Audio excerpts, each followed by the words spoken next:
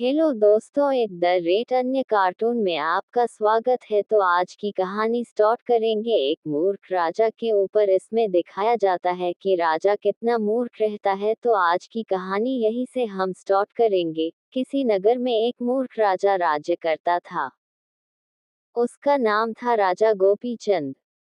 राजा को न तो नीति का ज्ञान था और न ही प्रजा के हित की चिंता। लेकिन राजा के मंत्रिमंडल में एक बहुत ही चतुर और बुद्धिमान मंत्री थे, जिनका नाम विश्वामित्र था। वह अपनी समझदारी और दयालु स्वभाव से जनता में काफी प्रसिद्ध थे। एक दिन राज्य के हर व्यक्ति की जानकारी रखने के लिए राजा ने एक फरमान जारी किया।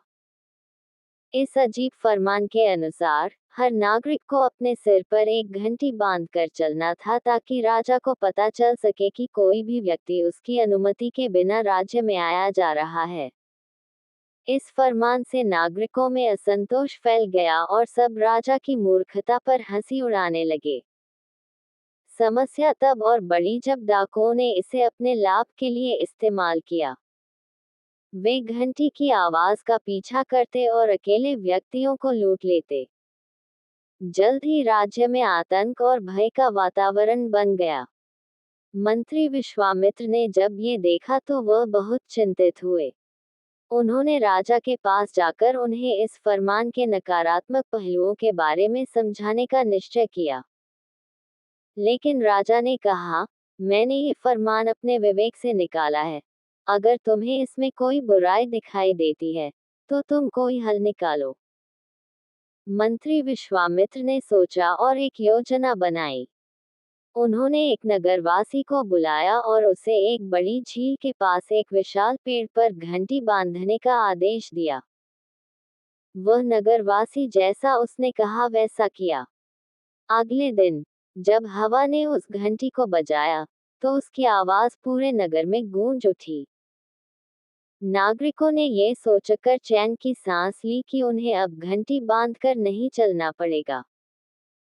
जब शहर में चोरी और डकैती की घटनाएं बंद हो गईं, तो राजा ने मंत्री विश्वामित्र की बुद्धिमत्ता की प्रशंसा की। इस तरह विश्वामित्र ने न केवल एक समस्या का समाधान निकाला, बल्कि जनता को एक महत्वपूर्ण शिक्षा भी दी कि सच्चा नेता वही होता है जो प्रजा की भलाई सोचता है और संकट के समय में सही मार्गदर्शन करता है। राज्य में स्थिति सामान्य हो गई थी और जनता एक बार फिर सुख और शांति से जीने लगी थी। विश्वामित्र की बुद्धिमत्ता का लोहा मानते हुए जनता उनके प्रति आदर और सम्मान की भावना रखने लगी। राजा गोपीचंद ने भी यह समझ लिया कि अकेले शक्ति होना ही पर्याप्त नहीं है। सफल और लोकप्रिय राजा वही होता है जो अपनी प्रजा के दुख दर्द समझ सके और उनके समाधान के लिए कारगर कदम उठा सके। समय बीतता गया और राज्य फलता फूलता रहा। एक दिन राजा गोपीचंद ने विश्वामित्र से कहा, हे मंत्री, मैंने सीखा है कि सत्ता का मूल्य उसके प्रयोग में निहित होता है, न कि उसके दमन में। अब मैं चाहता हूँ कि तुम मेरे राज्य को एक समृद्ध और जीवंत स्थान बनाने में मेरी सहायता करो।